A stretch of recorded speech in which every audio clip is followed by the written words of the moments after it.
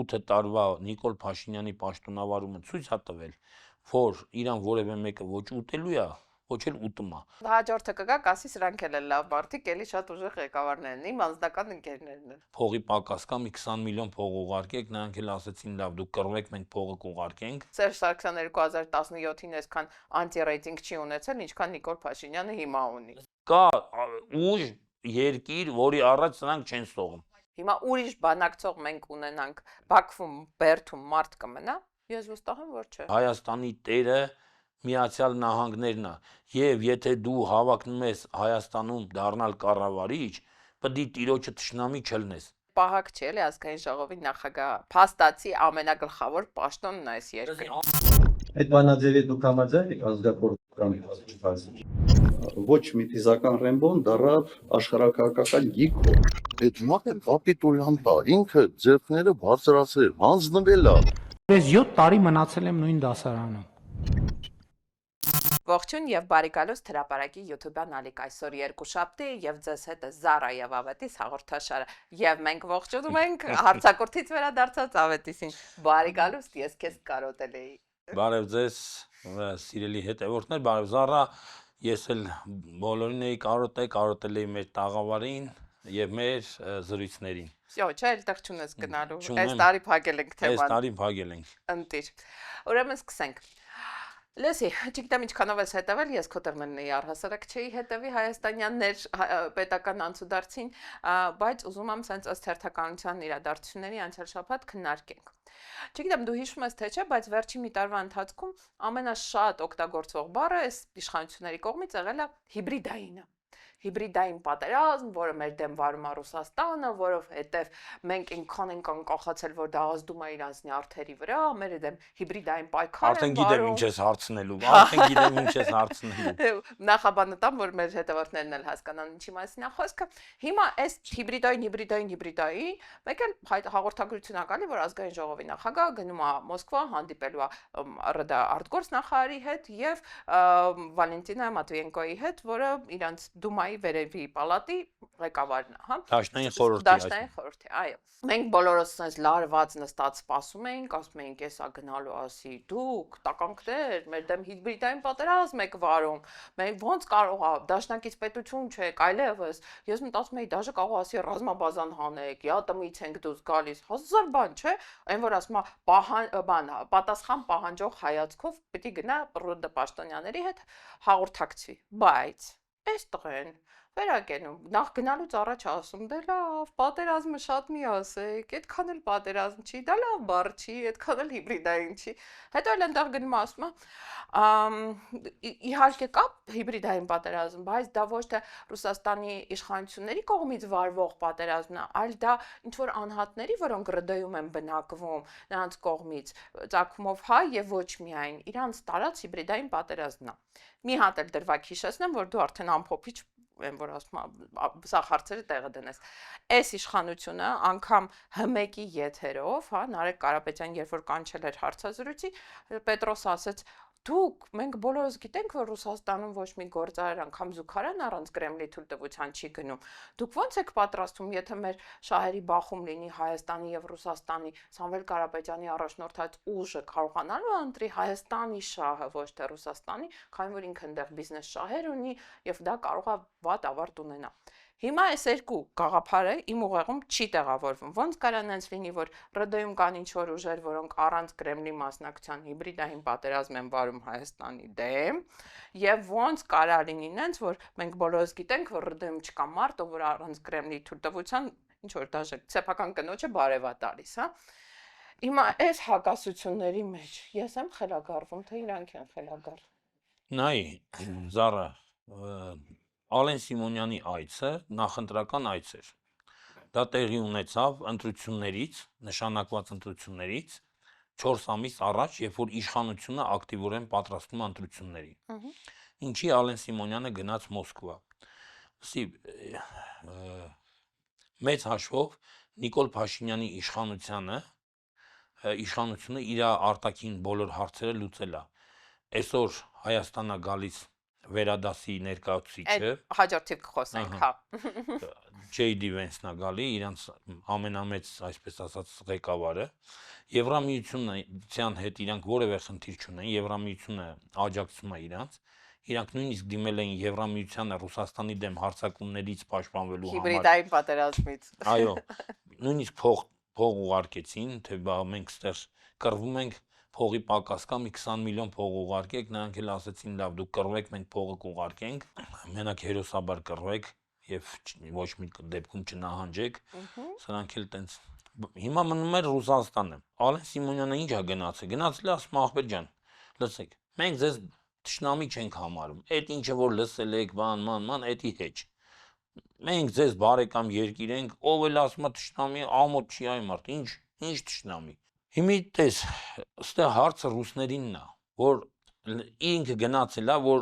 այսպես ասած հակազդեցությունը չեզոքացնի, ռուսական հակազդեցությունը Նիկոլ Փաշինյանի իշխանության նկատմամբ, որ ռուսներն ասեն, արա դե լավ էլի հիմի հեն Ալեն Սիմոնյանը եկավ, Նիկոլ Փաշինյանը եկավ, էսի եկավ, բոլորը գալիս են երթվում են, որ մենք թշնամի չենք, բարեկամ ենք, լավ ինչ է, մեր ինչին է պետք ուրիշ մեկը, այնա խելոք մարդիկ երբ պետքա գալի խոնարհվում են,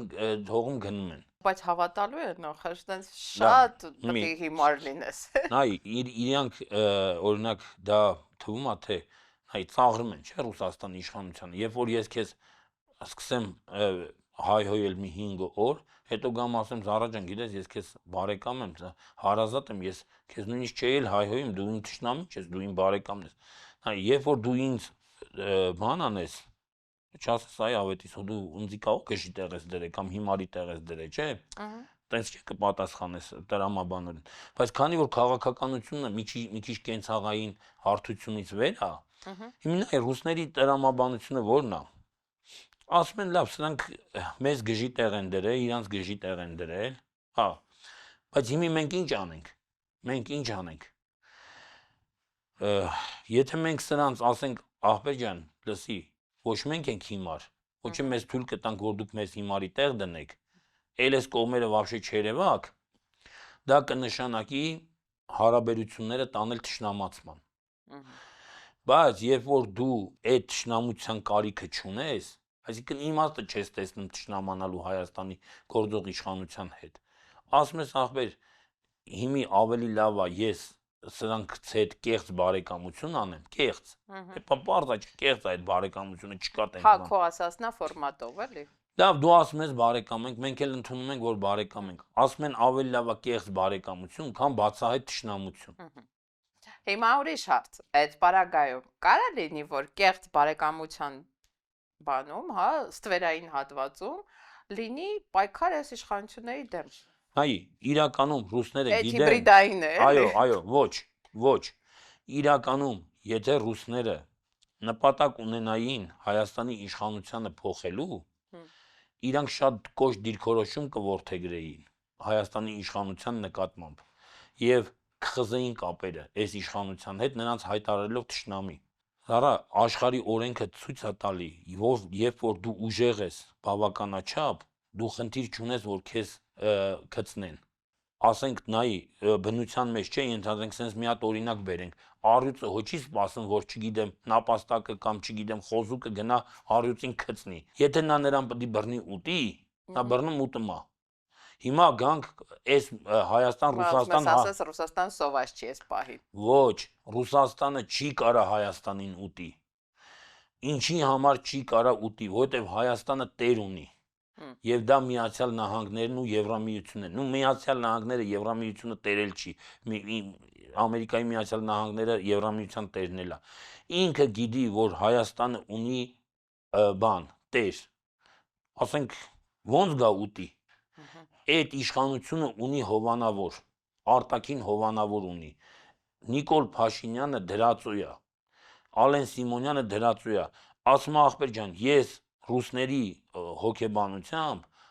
հասկանում ես, իրանք ինչ են ասում։ Ես քո տիրոջ հետ կպայմանավորվեմ։ Ոչ թե կպայմանավորվեմ, իմ կռիվը քո տիրոջ հետ է։ Եթե ես քո տիրոջը չեմ կարում հաղթեմ, ես քեզ ոնց հաղթեմ։ Չէ, բայց մյուս կողմից էլ կարող է նենց որ սպասում են, ասենք, չգիտեմ, այդ ավելի գլոբալ հարցերի լուծմանը, փաթեթի մեջ էլ մտածում են Արեն Սիմոնյան, դե լավ, մի ամիս ավել, մի ամիս պակաս, մի տարի ավել, մի տարի Զարա, պակաս։ նույն բանն ենք Ահա։ ասում, նույն բանը։ Բառացի նույն բանն ենք ասում։ Եթե Ռուսաստանը Ամերիկային չի կարողանում հաղթել, չի կարող, այդ ուժ չունի, այդքան հնարավորություն չունի։ Ուրեմն ինքը Հայաստանի նկատմամբ իրավունք չունի։ Ինքը պետքա համակերպվի իրերի դրության հետ։ Հիմա հարց է առաջանում, բա այդ դեպքում, եթե Հայաստանի իշխանությունը ունի արտաքին հովանավոր, իրա ինչին է պետք, որ գնալ եւ սողալ։ Ստեղ գալիս եմ նախ, այդ մարդկանց անձնական բանը։ Ախպեր, այդ սողունի համար ինչ տարբերություն ում առաջ Դե դու ուզում ես ասես բոլորի առաջ պատրաստ լսի, բայց կա տենց մեկի առաջ, որ սրանք չեն սողում։ Կա ուժ երկիր, որի առաջ սրանք չեն սողում։ Հա, բայց այն ուժերի ու երկրների, որոնք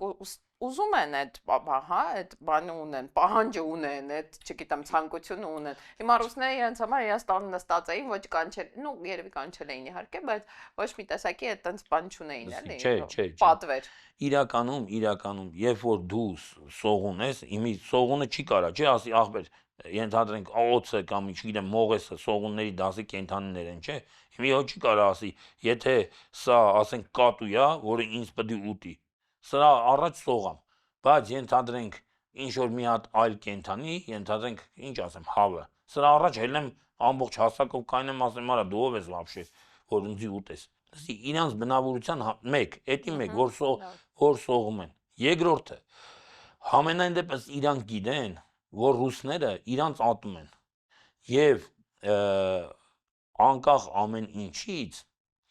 ռուսները ունեն հնարավորություն իրանց հաղթանակը հարամելու։ Կարող է չկարանան իրանց հաղթեն ու չեն կարա իրանց հաղթեն ռուսները, բայց հաղթանակը հարամել կարան։ Պատկերացնում ես, ինչ եմ ասում։ Չեմ ասում մենակ հաղթանակը չի, էլի ռուսները մի քիչ ավելի բազմակողմանի զարգացած անունեն մեխանիզմներ ունեն, այնտեղ կարան տարբեր վատ հետևանքներով միջադեպեր լինեն։ Ինչ, օրինակ ինչ։ Գիտեմ դրան ռուչկի վրա նավիչոք, տենց ինչ-որ բաներ։ Լսի, չի լինում, դա տենց դա կեղծ բաներ է։ Լսի, երբ որ դու, ասենք հիմա մի հատ հիմնարկի վրա աշկ ունես։ Հիմա մի հատ Ռեյդերսկի զախվատ։ Լսի, որ այդ հիմնարկի տնօրենին սպանես։ Ասենք ինչ, սեփականատերը նոր տնօրեն կնշանակի։ Ասենք դու դրանից ինչ կշահես։ Նախ դու ձեռքը բերես հանցագործ մարդասպանի համբավ, մեկ։ Ես քո այդ բացարձակ համաձայն չեմ, որովհետև անկեղծ չեմ կարծում, որ այդ սեփականատերը սենց ինչ որ սկզբունքային բան ունի, այս իշխանությունների հետ աֆիլիացում ունի, էլի, որ ինքը հենց Նիկոլ Փաշինյանին ա ուզում ու ոչ մեկին բացի։ Այսինքն իրանց համար գլոբալ տարբերություն չկա, այստեղ ով կլինի իշխանությունը, որովհետև այս պահին գոնե մանարած ներկայացրած ուժերը բոլորը պատրաստ են Ամերիկայի հետ համագործակցելու։ Ոչ մեկ չի գալու, ասի չէ, Տրամփին չենք սիրում, գնում ենք Պուտինին սիրենք։ Ճիշտ ես ասում։ Նույնիսկ այսպես ասած ամենառուսական ուժը, որը մեր ձևով շարժումն է, չէ, ասում է, որ Հայաստանը պետք է ունենա, ասենք երկու արտաքին քաղաքական հովանավոր, ես դա հասկանում եմ սենց, որ մենք հակաամերիկյան ուժ չենք, այսինքն մեր ձևով շարժումը փորձում է նաև այդ բանը չեզոքացնի, որևէ մեկը հանդես չի, Հայաստանի քաղաքական ուժերից որևէ մեկը հանդես չի գալի, օրինակ Տրամփի ուղու կառուցման դեմ, Ռոբերտ Քոչարյանը հայտարարեց, որ դա հայ-ամերիկյան նախագիծ է հանուն Ադրբեջանի եւ բանի Բայց նաև տարբերակ առաջարկեց, որը ավելի արդյունավետ կլինի Հայաստանի համար, հա, չէ՞, եթե ճանապարհը շարունակվի, եթե այլ պայմաններ լինեն։ Ուզում եմ ասեմ, որևէ մեկը տեղավորվում են այդ ֆորմատի մեջ, որևէ մեկը կատեգորիկ չի ասում, որ եթե ես եկա իշխանության կամ մենք եկանք իշխանության, մեր իշխանության օրոք այդ ճանապարհը չի շահագործվելու։ Կամ մենք չեղարկելու ենք այդ պայմանագիրը, այսինքն դա ինչի հետևանք է, որովհետև հիմնական քաղաքական ուժերը իրանք եւս հասկանում են, որ Հայաստանի տերը Միացյալ Նահանգներն է, եւ եթե դու հավակնում ես Հայաստանում դառնալ կառավարիչ, պետք է տիրոջը թշնամի չլնես, Այն ես չեմ սիրում այս ֆորմատը, որ մենք մտածում ենք, որ ամեն ինչ մեր փոխարեն վճռված է։ Լսի, հիմա ես քեզ մի բան ասեմ։ Ճապոնիայի նման երկիրը, որ թվում է թե մի հատ մեծ հզոր չէ, համաշխարհային տնտեսության գիգանտներից է։ Այն օրը Տրամպը բառացի հայտարարեց, որ ես Ճապոնիայում աջակցում եմ վարչապետ այսինչ կուսակցությանը, ես հույս ունեմ, ես վստահ եմ, որ ինքը կհաղթի սենց, նա իմ ընկերն է եւ այլն։ Լսի, աշխարհում միշտ մեծերը փոքրերի վրա ազդեցություն են ունեցել։ Նույն Օրբանի հետ կապված հայտարարեց, որ Օրբանին ես քեզ մի բան ասեմ։ Հայաստանի քաղաքական ուժերը մտածում են, հա, Օրբանի հետ կապված հայտարարեց, որ ես աջակցում եմ Օրբանի ընտրությանը։ Դա ինչ է, եթե ոչ ակնհայտ միջամտություն տվյալ երկրի ներքաղաքական գործերին։ Բայց դու մի բան պետք է հաշվի առնես։ Հիմա դու պատկերացնում ես, որ Հայաստանի ընտրություններից առաջ Տրամպը կանգնի ու հայտարարի, որ Նիկոլ Փաշինյանը իմ լավագույն ընկերն է, նա մեծ հայրենասեր է, չգիտեմ, սենց։ Ինձ թվում է ինքը Նիկոլ Փաշինյանի անունը միջև հիմա չի հիշել։ Ոչ։ Եթե Ճապոնիայի տեխնացուի անունը հիշել է, մերը դժվար։ Քեզ սխալ ես ասում։ Մի քանի օր առաջ նա ասաց, որ Նիկոլ Փաշինյանը Հայաստանի եւ Ադրբեջանի ղեկավարները, դե անունները չտվեց։ Լսի, նրանցը մեծ է։ Ազդեց, բայց ստեղ էլ ասում է, ես այդ երկրն նրանք լավ մարդիկ են, ուժեղ ղեկավարներ են։ Հաջորդը կգա, կասի սրանք էլ են լավ մարդիկ, էլի շատ ուժեղ ղեկավարներ են, իմ անձնական ընկերներն են։ Լսի, դու ասում ես տարբերություն չկա, չէ՞, ով կլինի իրանց համար։ Իրանց համար բացարձակ։ Լսի, եթե իրանց համար տարբերություն չկա, Էհեն ասում են այնա կաշխատում, այլ երևի որ տարբերություն չկա։ Ոչինչ, որ այս մարդու նկատմամբ ասենք, չգիտեմ, հանրային աջակցության ցուցանիշը պատմական մինիմումի վրա է։ Սերժ Սարգսյանը 2017-ին այսքան անտի-ռեյտինգ չի ունեցել, ինչքան Նիկոլ Փաշինյանը հիմա ունի։ Լսի, իսկ քեզ ինչի է թվում, թե ամերիկացիներին դա ինչ որ հետաքրքիր է։ Դա ախր թանկ է։ Չսիրված մարդուն իշխանության պահելը անհամեմատ ավելի թանկ է։ Ոնց ինչով է թանկ, կարաս փող տաս, պետք է աջակցություն այս, պետք է անընդհատ ինչ որ սահմանային, ինչ որ հատվածներում, ինչ որ ինքը դիրքերի բարելավում ունենա, ինչ որ ձև պետք է իր ռեյտինգը պահես, որ չբռնեն ուտեն։ Զարա ջան, իր երկրի ներսում։ Նախ, իր երկրի ներսում իրան ոչ մեկ չի ուտի։ Մեր 8 տարվա Նիկոլ Փաշինյանի պաշտոնավարումը ցույց է տվել, որ իրան որևէ մեկը ոչ ուտելու է, ոչ էլ ուտում է։ Ինչ վերաբերվում է ուժեղին եւ թույլին, լսի, տիրոջ համար ավելի լավ է, որ ծառան թույլ լինի։ Քեզ հաստատ եմ ասում։ Ասա ինչի, դու ասում ես կեր տա, չգիտեմ, փող տա, էս տա, այն տա, չէ։ Լսի, երբ որ հպատակները իրանց երկրում ունենում են հանրային աջակցություն, այդ հպատակները ըմբոստանալու հատկություն ունեն։ Բայց մյուս կողմից էլ ցանկացած բանի ստրկատիրոջ կողմից գնահատելի են այն ստրուկները, որոնք ունեն ինչ որ հմտություններ, ինչ որ գիտելիքներ, ինչ որ տաղանդներ, այդ մարդիկ ուրիշ գին ունեն, ուրիշ բանան։ Սարա, Ինչը հիմա դու շատ սխալ ես ասում։ Կա երկու բան։ Հայաստանի կառավարիչը, ումը որ նշանակում են, պետքա ծառայի Հայաստանին թե Միացյալ Նահանգներին։ Հիմա դու կարաս ասես, որ Միացյալ Նահանգները այտենց պերմանենտ ցանկություն ունի Հայաստանի տարածքում ինչ որ բանի ծառայության։ Հիմա տարին մի անգամ իրանց առաջարկած սխալվում ես։ Հիմա օրինակ երկընտրանքի առաջ է, ենթադրենք Նիկոլ Փաշինյանը երկընտրանքի առաջ է։ Թրիփի, այսպես կոչած Թրամփի ուղու գործարկումը Հայաստանի շահերից չի բխում, հայ հասարակության շահերից չի բխում, բայց բխում է ամերիկյան շահերից։ Եթե դու քո հասարակության մասին ես մտածում եւ ուզում ես վայելես քո հասարակության սերն ու հարգանքը, դու ստիպված ես կատարել ընտրություն, ասես ախպեր չեմ կարա ընկեր, չեմ կարա։ Ողբոր պես, բան ես անում, ապոկալիպտիկ սխեմա ես բերում դաշտ։ Իրականում տեսի, նախ այդ տրիպը միանգամյա ծրագիր է, նես չի որ վաղը մյուս օրը տրիպը էլի շարունակվելու է կամ կրկնվելու է, կբացվի այդ ճանապարհը, արդեն կլինի այն ֆորմատը, որը Ամերիկան այս պահին ցանկություն ունի այս տարածաշրջանում տեսնելու։ Ինչ վերաբերվում է այդ քո ասած մաքսիմալ զիջողականությունը, իսկ կարող է մեր նորմալ բանակցող լիներ, ասեր կլինի տրիպի վրա կանգնեն հայ սահմանապահներ, մենք հնարավորություն ունենք, ասենք, նորմալ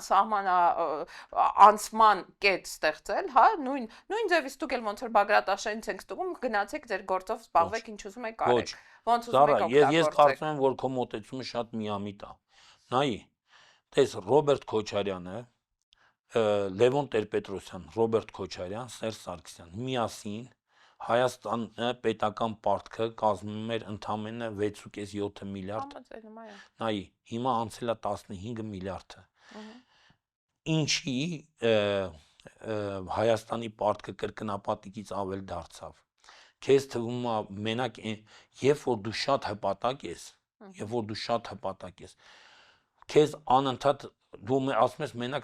լսի անընդհատ քո վզին պարտք են դնում։ Լսի պարտքը ում են մենակ տալիս նման դեպքերում։ Խեղճ ու կրակ անասունին։ Լսի, ասում են կանչում են, ասում են վերցրա այս 2 միլիարդը գնա։ Դա դու չես կարա չվերցնես։ Եթե դու քո հասարակության Սրանք են խնդրում։ Ոչ, դու սխալվում ես։ Պարտքը դա այդ իշխանության վզին դրած տուրքա, ով որ դա չի հասկանում, որ այդ պարտքը հատուկ տալիս են, որ դու անընդհատ մուծվես, որ քո երկիրը անընդհատ մտցնես պարտքի տակ, դա մի աղբյուր բանջի, ասում են տար ճանապարհ սարքի կամ չգիտեմ դմրոց սարքի բան արա։ Հա, պարշի, լսի, աղքատ հարուստ երկրներին ինչ են ասում, գիտես ամերիկացիները, օրինակ ասենք Սաուդյան Արաբիային, Չինաստանին կամ Ճապոնիային, ոնց են հարկային բեռի տակ մտցնում։ Ասում են Սաուդյան Արաբիային, ասում են, լսի, որ դու մեզ 100 միլիոնի կամ 100 միլիարդի նավթ ես ծախում, չէ։ Հիմա այդ 100 միլիարդը եկավ քո երկիր, ինչ պետք է անես։ Այդ 100 միլիարդի գնա ամերիկյան պարտատոմ սար։ Որ փողը հետ գա մեզի ախպեր, հանկարծ չմնա ձեզի։ Մենք ձեզնից նավթ ենք վերցնում, չէ։ Այդ փողը տալիս ենք ձեզ, դուք մեր մոտից 3 հատ sense կտոր թուղթ եք առնում։ Տանում եք, պահում եք, ասում եք ամերիկան մեզի պարտք է։ Հայաստանի նման քյասիբ երկրներին ուրիշ ձև են։ Նույնը Ճապոնիան ավտոներ է ծախում Ամերիկային։ Լսի։ Բայց որպեսզի դիսբալանս չառաջանա արտաքին առևտրի մեջ, Ճապոնիայում հսկայական քանակությամբ դոլար չկուտակվի, Ամերիկան ապրանք չունի ծախելու։ Ասենք եկել է 100 միլիարդ դոլար փող է եկել։ Դա ծախել են Toyota, Mitsubishi, չգիտեմ, բան, համակարգիչներ, այդ փողը ինչ պետք է անեն։ Ընդ լճանալու է, չէ։ Ամերիկյան տնտեսության հերը անիծվելու է։ Ասում են, արեք մեր պետական պարտքը առեք։ Եվրոպան այսօր 8 տրիլիոն ամերիկյան պարտք ունի առած։ Դա տուրք,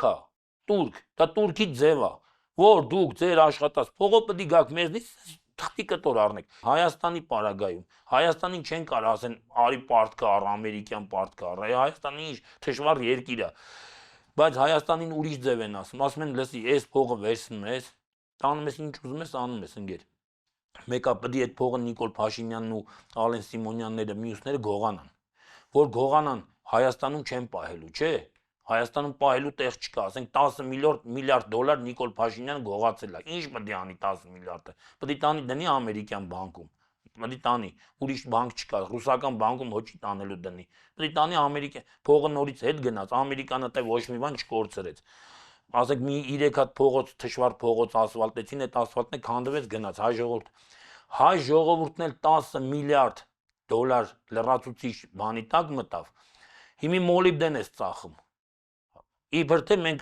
աշխարհին մոլիբդեն ենք ծախում։ Ախպեր, այդ մոլիբդենը գնում է Ամերիկա, փողը գալիս է, մենք տանում ենք այդ պետական պարտքի տոկոսը տալիս ենք։ Եղավ որ այդ մոլիբդենը մենք իրենց նվեր տվեցինք։ Ով որ այս պարզ պրիմիտիվ բաները չի հասկանում, թե ոնց են երկրներին ստրկացնում,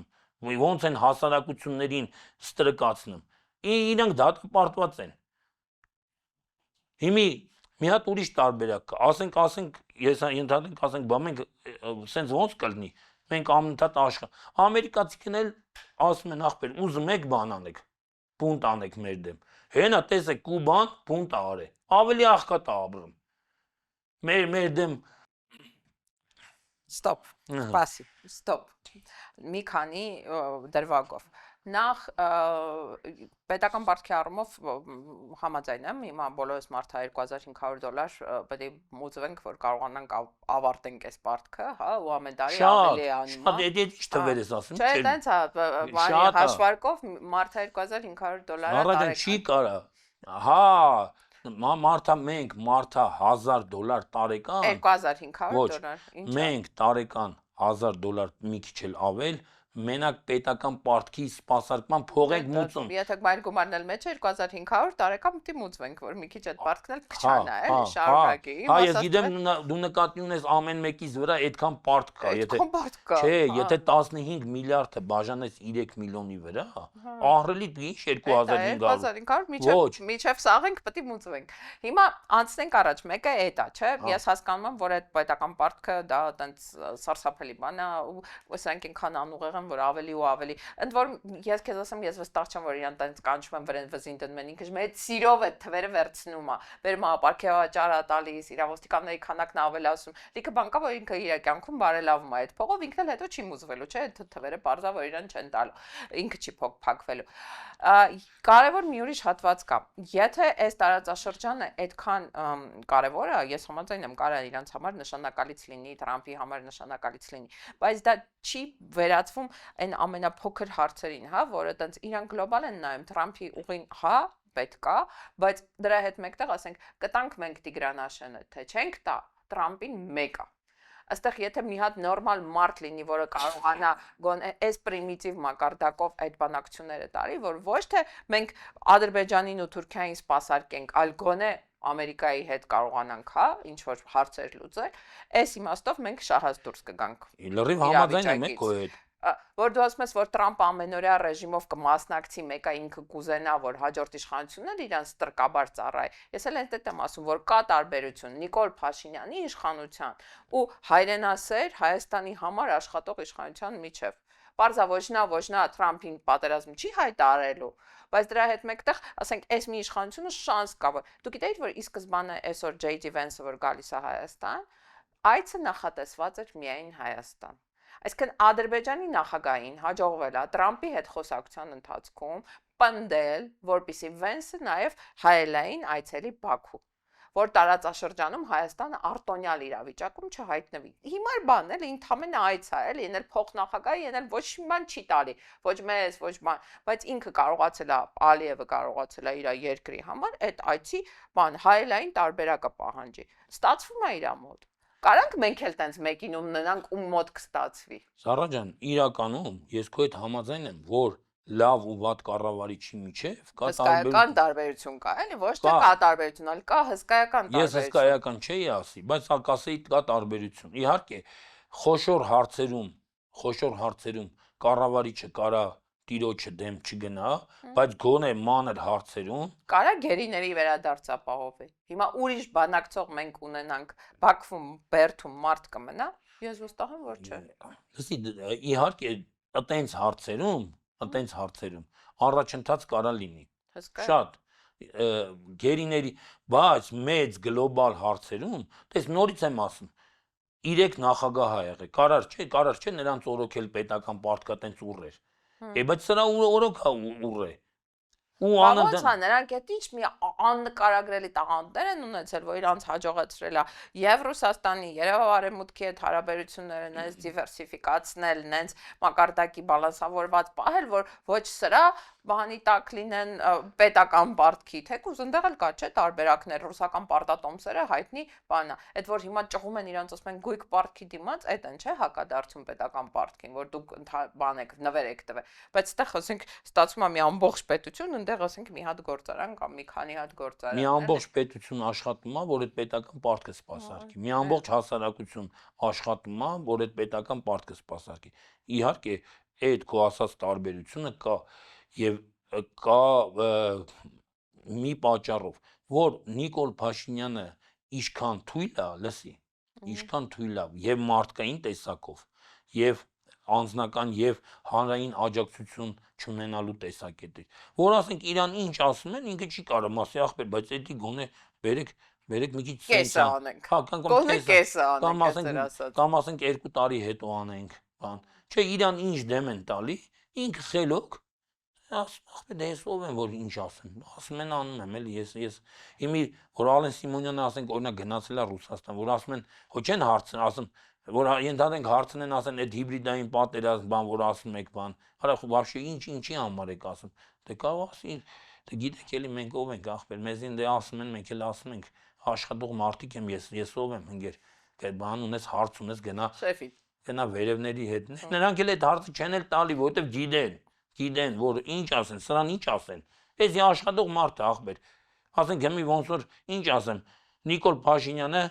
ասենք իր այդ կառավարության աշխատանքի համար կանչի պահակին ասի, ես չեմ հասկանում, այս կառավարությունը խի լավ չի աշխատում։ Պահակ ախպեր, այդ մարդու գործը պահակությունն է։ Եթե ինչ-որ բան կորի, չգիտեմ, աղբաման կորի կամ չգիտեմ ինչ կորի։ Ուղղակի այդ պահակ չի էլի ազգային ժողովի նախագահ, փաստացի ամենագլխավոր պաշտոնն է այս երկրում։ Դասի ամերիկացիների համար ինքը պահակից ավելի ցածր ստատուս ունեցող մարդ է։ Ով է, երբ ուզենան կհանեն գործից։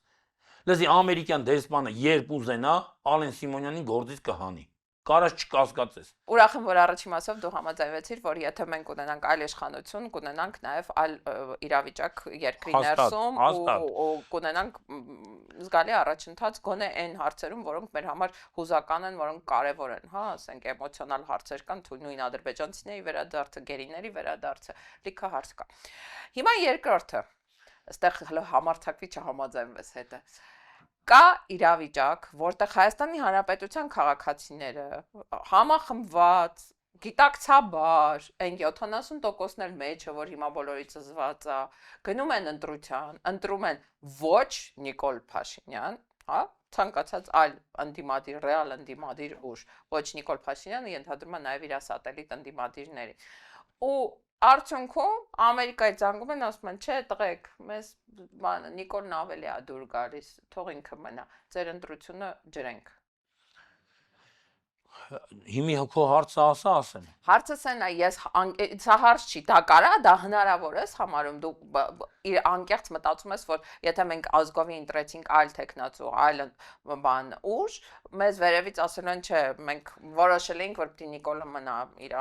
հետ պայմանավորվել ենք արդեն։ Նայ, մի հատ քո ասած բանը հետեւյալն է։ Ես ուրիշ ձև եմ այդ սցենարը ներկայացնում։ Հայ ժողովրդի 90%-ը, դու ասում ես 70, ես ասում եմ 90%-ը գնում է ընտրում է ոչ Նիկոլ Փաշինյան։ 10%-ը գնում է ընտրում է Նիկոլ Փաշինյան, որովհետև Նիկոլի զոմբիները 10%-ից ավել չեն։ Հոգեկան հիվանդների քանակով մոտարով։ Դե մի քիչ, քանի որ ես մտերիմներ ունեմ, չեմ ուզում։ Ես էլ ունեմ, բայց դա չի նշանակում, որ իրանք առողջ են։ Դե իմ 26 թվին, եթե դու Նիկոլ Փաշինյանն ես պաշտպանում, դա նշանակում է, որ դու լուրջ հոգեբանական խնդիրներ ունես։ Դե իմի ոչինչ, հիմա մարդիկ շատ ժամանակ վատ տեղեկացվածության կամ չգիտեմ ինչի, լավ, հիմա չեմ ուզում ուղղակի դրանց թվուր չենք տալի, հա։ Մի կենցաղային մակարդակի ճիշտենք դրանց։ Լայ 10%-ը գնում է, ընտրում է։ Եվ բայց Նիկոլ Փաշինյանը կեղծում է ընտրությունները։ Եվ հայտարարում է, որ 52% ես ձայն եմ ստացել։ 52%։ Հիմա հարցը առաջանում։ Ամերիկայի Միացյալ Նահանգներից զանգում են 3 հիմնական ընդդիմադիր, ասենք, ենթադրենք 3, էլի ես չգիտեմ, կարող է 2-ը լինի, կարող է 4-ը լինի։ Ես ենթադրենք եմ ասում։ Ենթադրենք զանգում են 3 հիմնական ընդդիմադիր տեխնացուներին, եւ ասում են. «Բարև ձեզ, ուրեմն ընտրության արդյունքները կարան չզանգեն, ուրիշ բան լինի»։ Ասենք Միացյալ Նահանգների պետքարտուղար Մարկո Ռուբիոն գիշերը հայտարարի, որ մենք տեղեկացանք, որ մեր բարեկամ եւ ռազմավարական դաշնակից Հայաստանում հաղթել են ժողովրդավարական ուժերը։ Մենք ողջունում ենք այդ հաղթանակը եւ շնորհավորում ենք հաղթած կուսակցությանը, հույս հայտնելով, որ հայ-ամերիկյան հարաբերությունները կունենան կայուն զարգացում։ Դա այդ տեխնացուները նայում են, չէ՞, նայում են։ Ահա։ Հիմա իրանք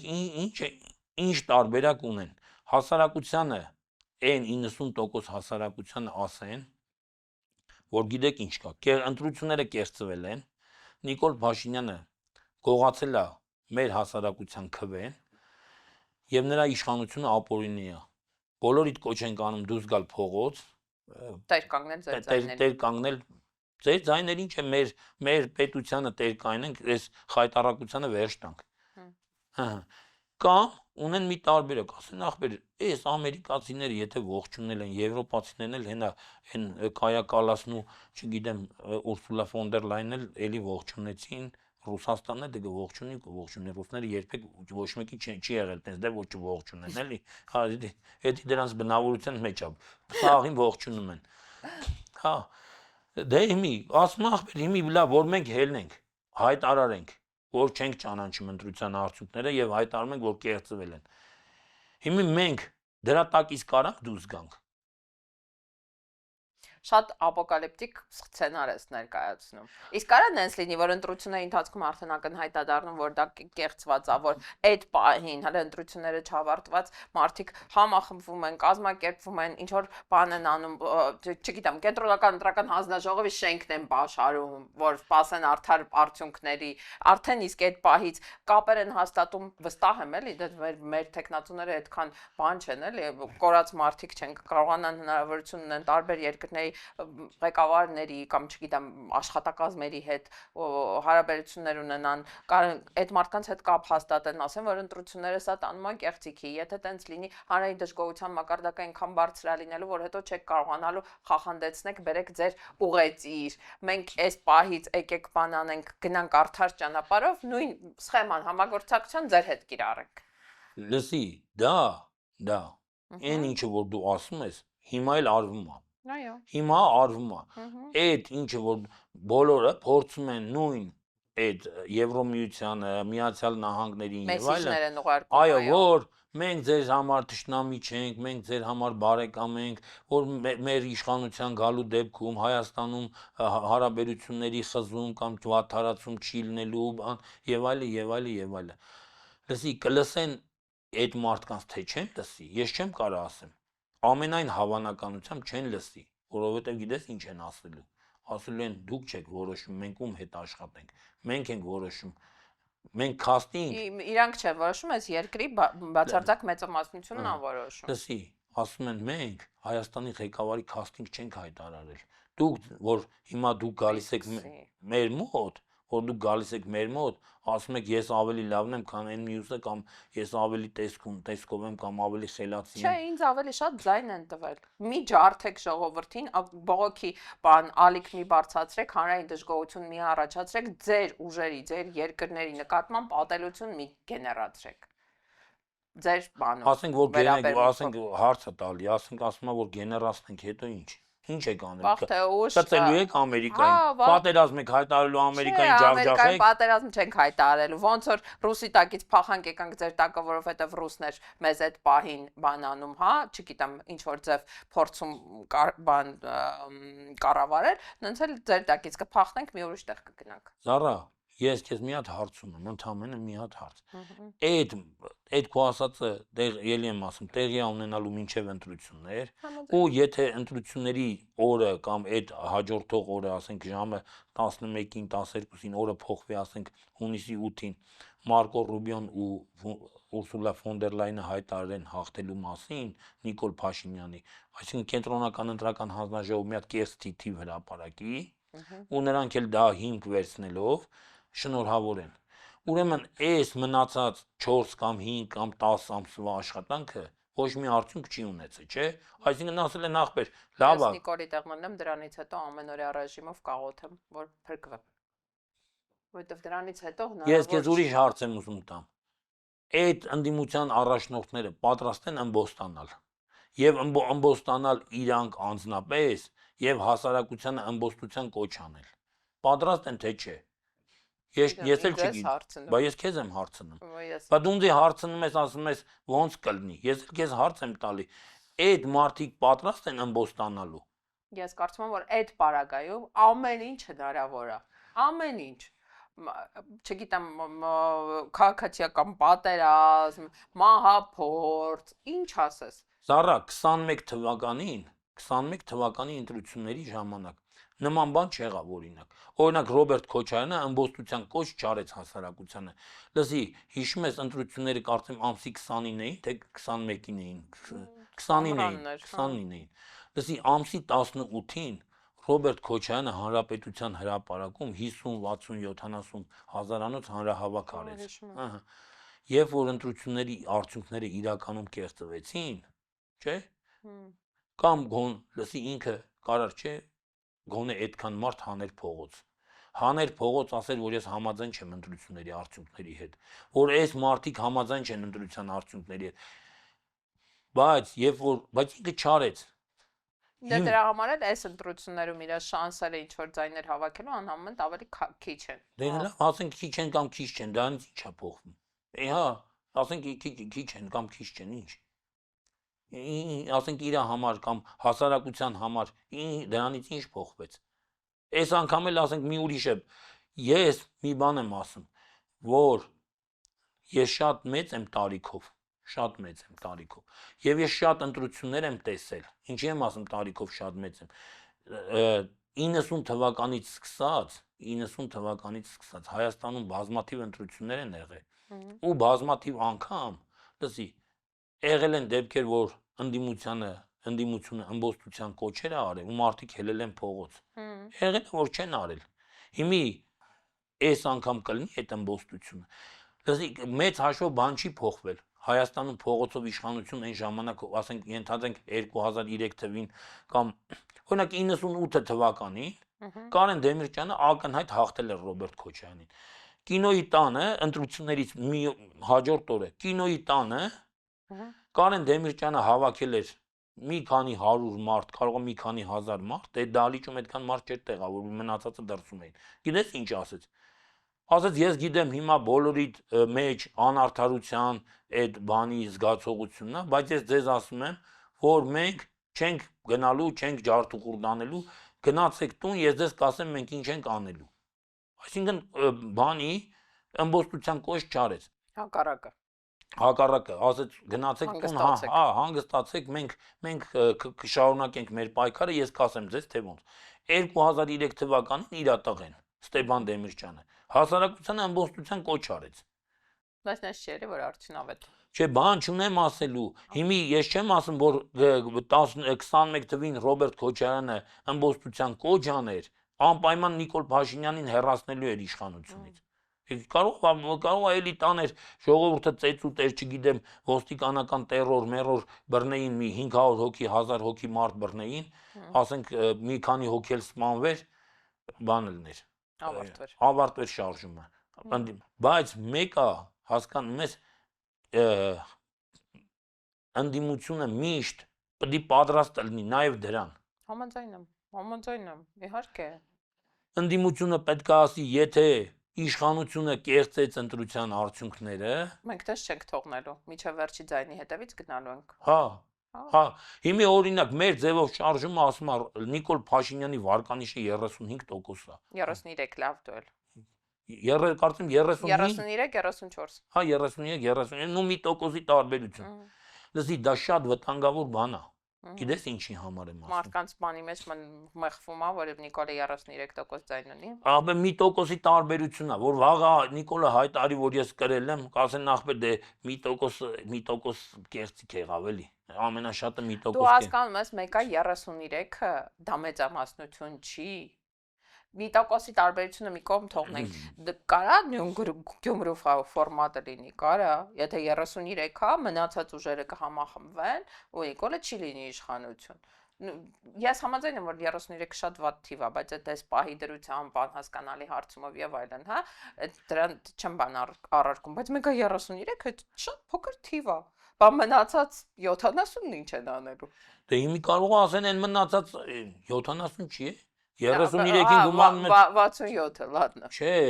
33 գումարած 34, եղավ 67%, չէ։ Ընդ մնաց 33%։ Դե 33-ն էլ ենթադրվում է, որ ընդդիմադիր ուժեր են անցնել, ոչ թե Արամ Սարգսյանը։ Կարող ասեն այն մնաց, քանի որ այդ հարցման մյուս արդյունքները հայտնի չի։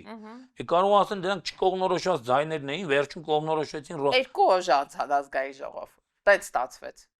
Նախորդը թույլ չի տալիս տենց, երկրորդը ենթադրենք նախորդ անգամվա սխեմայով լինի։ Իմ ասածը ուրիշ բան է, վտանգավոր է, երբ որ ընդդիմության ու իշխանության տեխնացուի միջև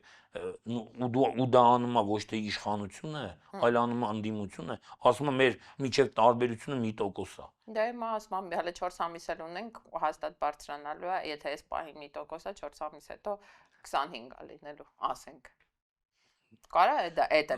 նամյոկը էլի։ Կարող է նամյոկը այն լինի, որ այն մնացած 33% չկողմնորոշվածները կամ ուրիշ տեխնացուներին կողմնորոշվածները գալու են մեզ են կպնելու։ Հա, իհարկե հույս ունենք, որ հենց այտենց է ելնելու, բայց զուտ քարոզչության իմաստով մարդկանց ասել, որ Նիկոլ Փաշինյանը 33% երևի վերջի 5 տարում չի ունեցել։ Դες իդ գիտես որ 33%-ն է, եթե այն չընտրողները չեն ընտրում, չէ, որ ոչ մեկին չեմ ուզումները դուրս են գալիս, այսինքն ցածր մասնակցության ցուցանիշալին, եւ փոշիացածները նստում են ըստ հարաբերակցության, այսինքն իրանք արդեն ընտրական բանն էին դա տալիս, էլի ոչ թե սոցհարցումա, որ դրսում անում են 13%-ը այս ամենաբարձր թիվն է, էլի ԿՊ-ի Նիկոլ Փաշինյանի, սա այդ իբր բան թիվն է, էլի ամենայն վախենալու թիվն է, որ բոլորս ասում ենք, որ գնալու Ափոշյանա, չգիտեմ, չգան եւ այլն, այս դառն։ Այս պահի դրությամբ իսում է այդ էր, էլի այդ թիվը։ Հա, մեր հետևորդներից մեկը Իմ ու Գովերչի, հա, բան ոդքասթի տակ գրել էր, թե ինչ դիրքորոշում ունեք բոլորին դեմ եմ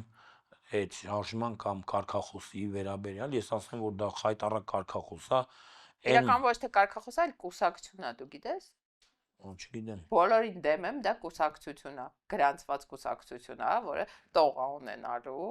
դա մանիպուլյացիա է, էլի։ Հա, նիկոլական մանիպուլյացիա։ Հա, այդ որում իրանք ինքնալուծարման ինչ որ սխեմա են ենթադրում, որ եթե այս պայմանները չլինի, մենք կբանանենք, չենք մասնակցի եւ այլն, բայց այդ իրական կուսակցություն է, ոնց որ ասենք, չգիտեմ, կարա լինի ուժեղ Հայաստան, ու բոլորին դեմ եմ կուսակցություն։ Մանիպուլյացիա է։ Հա, ու այդ մանիպուլյացիան ուղղված է հօգուտ Նիկոլ Փաշինյանի։ Միանշանակ։ Ով գնաց, ով մտածեց բոլորին դեմ եմ, չգնաց քվեարկության ծառայման Նիկոլ Փաշինյանին, ով գնաց ընտրեց բոլորին դեմ եմ այդ կուսակցությանը, էլի ծառայելան Նիկոլ Փաշինյանին։ Ես նույնիսկ չեմ էլ հետաքրքրվել, թե ովքեր են դրանք, բայց հաստատ դրա հետևը կանգնած է Նիկոլ Փաշինյանը։ Ուղղակի կասկած չկա։ Նման քաղ տեխնոլոգիան, մանիպուլյացիոն քաղ տեխնոլոգիան, որի իմաստը ընդդիմությունից ձայներ կորզելն է, ձեռնատու է միայն Նիկոլ Փաշինյանին։ Հենց որ Էդ էլ իմ կարծիքը կարծում եմ Զարան նույնպես կիսում է։ Ես համաձայն եմ, չէ, իրականում պետքա վերջում, այն վերջի 3 օրը, որ ընտրություններից առաջ, մնացած բոլոր ուժերը, ովքեր անցողիկ շեմը շանս չունեն հատելու, հրաժարվեն մասնակցությունից, իսկ տենց է թվում։ Մնան մեծ դաշինքները, ինչ որ անընդհատ խոսվում է, էլի, մեծ դաշինք։ Լսի, ես եմ համաձայն, բայց հիմա գնալ այդ մարդկանց ասել, որ դուք շանս չունեք, Չէ, իրանք թող ուսումնասիրություն անեն, դա տենց բարդ բան չի, էլի, 1000 հոգանոց ընդամենը հարցում է, գիտես, չէ, ստատիստիկան 1000 հոգանոց հարցման հիման վրա են անում, 1000 հոգանոց հարցում պատվիրեն, ազգովի փողը գցվենք, տանք, թող պատվիրեն, ձայն չփոշիացնեն, էլի։ Համաձայն եմ, որ ավելի լավ է հարցում անեն, քան թե գնան հետո խայտարակ լինեն։ Բայց կարող է իրանց հանձնարարությունը կամ բանը է դա, որ հենց ձայն փոշիացնեն։ Այ այդ էի ուզում ասեի, որ շատ կարևոր է, ինձ թվում է մենք պետք է անընդհատ միջև ընտրություններ կրկնենք, որ այն կուսակցությունները, որոնք այդ տենց շատ քիչ շանսերով գնան մասնակցության, մեզնից ոչ մեկ կապ չունի, ընկեր ունենք, բարեկամ ունենք, հարազատ ունենք, չէ, հարևանի տղա ունենք, թե դասարանցի ունենք այդ կուսակցություն, դրանց ձայն չտա։ Դու հասկանաս, որ եթե դու տալիս ես ինքը շանս չունի անցողիկ շեմը հատելու, նույն բոլորին դեմ եմ, չգիտեմ ով է մեջը, բայց քոյի նախքին տղեկն են։ Դե նիկոլականներ են։ Որոնց ես լավ եմ վերաբերում, մարդիկ կան դրանց։ Ես լավ չեմ վերաբերում, որովհետև գիտեմ, որ դրանք նիկոլական բան են։ Ավելի լավ է գնամ ինձ լրիվ օտար մեր ձևովին կամ Քոչարյանի կամ որևէ կերպ չեն տարբերվում Արամ Սարգսյանից կամ չգիտեմ մյուսներից։ Համաձայն եմ։ Չէ, այդ շատ կարևոր է, էլի, որ մենք չընկնենք, ասենք մեր բարեկամը էս ինչ ցուցակում է, դրա համար գնանք իրան ձայն տակ։ Այլ նայենք ով կարա հանցողիկ շեմը հատի։ Հիմա ակնհայտ է, որ մեր ձևովն է կամ ուժեղ Հայաստանը Քոչարյան դաշնակցություն դաշինքն է ու հնարավոր է Ծառուկյան դաշինքը, հա, առաջարկ Հայաստանի ոնց որ այդ ֆորմատով, այդտեղ նայած ով կհավաքվի վերջում։ Այս 3-ից մեկին ում ուզում եք ով ավելի ձեզ դուր է գալիս, իմ համար իրանք 3-ն էլ տենց ես իմ ոչ հարազատ եմ, ոչ էլ էլի։ Ընտրեք, բրծեք։ Անկեղծ ասեմ, ես էլ ասենք շատ բարդ է կողմնորոշվել, թե ում ընտրել։ Որովհետև երբ որ մարդը ունի քննադատական վերաբերմունք, քննադատական հայացք, բոլորի մեջ էլ խնդիր ես տեսնում։ Այո, բոլորի մեջ էլ խնդիր ես տեսնում, բայց ի վերջո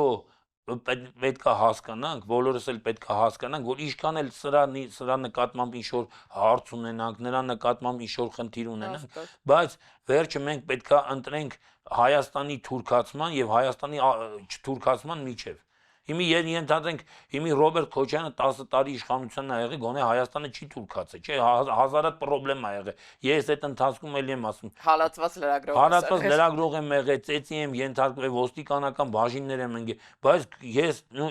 այդքանով հանդերձ իհա հասկանում եմ, որ այդ մարդու օրոք Հայաստանին թուրքացման վտանգ չի սպառնացել։ Չէ, իրական պետք է կարողանանք հաղթահարենք այդ մեր քննադատական մոտեցումը ու ամեն ինչ համեմատենք Նիկոլի հետ։ Այո, ամեն ինչ պետք է չափվի Նիկոլի հետ։ Հա, այսինքն ավելի լավ է Սամվել Կարապետյանը, թե Նիկոլ Փաշինյանը, ավելի լավ է Ռոբերտ Քոչյանը, թե Նիկոլ Փաշինյանը, ավելի լավ է Ծառուկյանի դաշինքը, թե Նիկոլ Փաշինյան։ Այս համեմատության դեպքում ինձ թվում է կասկածները կփարատվեն։ մի բանն է, արգումենտն է եւ երկրորդը արդյոք այն մարդուն, որին մենք ձայն ենք տալի, նա կգնա կմիանա Նիկոլ Փաշինյան, կխափի մեզ, կասի ես ընդդիմադիր Վերջին պահին նիկոլական չի դառնա։ Նիկոլական չի դառնա, դե կդառնա։ Այս երկու բանն է։ Երկու պարամետրն է, ճիշտ է, լրիվ ես ասում, բոյը տեղն ունի, մեկ էլ չէ, մեկ էլ կրթություն ունենա, հիմա մերն է լրիվ։ Իսկ թվում է այսօր այսքանով ավարտենք, ես շատ ուրախ եմ, որ դու վերադարձել ես։ Ես ավելի շատ ուրախ եմ։ Ասա, որ կարոտել էիր մեր հաղորդումը, մեր հետևորդներին, դա նշանակում է, որ պետք է ավետիսին մեկնաբանություններում ողջունի խոսքեր գրել, ասա, որ սպասում ես։ Ես ուղղակի կարդում էի նաև նախորդ մեկնաբանությունները եւ մի քիչ վատ եմ զգում, որ Շաքե Ավոյանի հետևորդ մարդիկ գրում էին, չէ, որ Շաքեի հետ ավելի ես դրանից վատ չեմ զգում, որովհետեւ իրականում ամեն մեկը, չէ, լսի, ամեն մեկը իր հետևորդը ունի, ամեն մեկը իր բանը ունի, մտածողության ձևը ունի։ Ես կարամ ես վատ չեմ զգում, որ մարդիկ կարան ասեն դե ավետիսը վատ է խոսում կամ սխալ է խոսում այլ միսուր մարդ չկա հակառակը իմ բերանն եմ փակում ամեն երկրորդ կոմենտի տակ գրում են թող այդ մարդը խոսա շատ եմ քեզ նեղում ես չեմ նեղում երբեք Չէ մենք շատ ուրախ ենք ու ուզում եմ ավետիսին հատուկ ողջունի խոսքեր գրեք հեսա տեսեք մարդը կարդացել է նախորդ կոմենտները բանը տխրած է եկել գրեք որ իրան անհամբեր սրտադրոպ սպասում 100 հոգի մարդ է գրել ասել է ուր ավետիսը Երբ ավոտիսը հետ գալու, так что ես ուղղակի ասում եմ, որ կարող է այդ մարդկանց որ ինչ չեր ուզում տենալ, հիմա ես դրանց մի քիչ հուսախաբ եմ անում։ Չէ, վստահ եմ բոլորը ուզում են քեզ տեսնել, մենք էլ շատ ուրախ ենք։ Ներքևում ասում նաև բաժանորդագրվեք մեզ, խնդրում եմ այս նյութը տարածեք, որովհետև YouTube-ը էլի անհասկանալի համապակումներ ա դրել, մեր դիտումները դրա պատճառով ընկնում են, մեկնաբանություններն էլ են մեզ այդ գործում օգնում ու լայքերը։ Իսկ մենք կհանդիպենք հաջորդ երկուշաբթի։ Հաջողություն։ Այդ բանաձևի դուք համաձայն եք ազգակորական ասում։ Ոչ մի ֆիզիկական Ռեմբոն դառավ աշխարհակահաղական գիգ։ Այդ մարդը կապիտուլյանտ է, ինքը ձեռքները բարձրացրել, հանձնվել է։ Ես 7 տարի մնացել եմ նույն դասարանում։